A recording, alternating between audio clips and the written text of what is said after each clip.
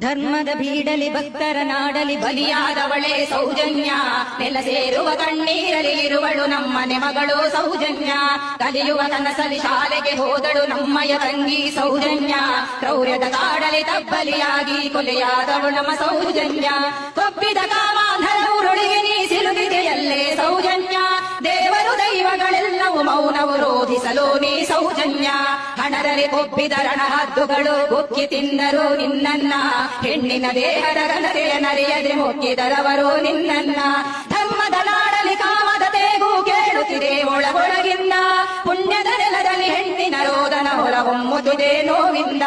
ಅಮಾಯಕರೊಬ್ಬನ ಹಿಡಿದು ತಂದರು ಯಾರನ್ನು ಉಳಿಸುವ ಸಂಚಿಂದ.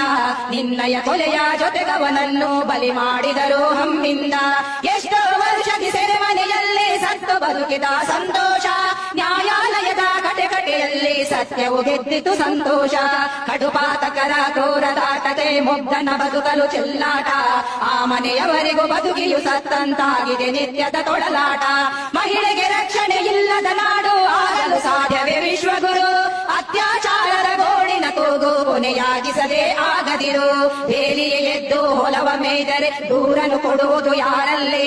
ರಾತ್ರಿಯೇ ಗಂಡ ಬಾವಿಗೆ ಹಗಲು ಬೀಳದೆ ನಡೆಯುವ ಜೊತೆಯಲ್ಲೇ. ಬೀಳದೆ ನಡೆಯುವ ಜೊತೆಯಲ್ಲೇ. ಬೀಳದೆ ನಡೆಯುವ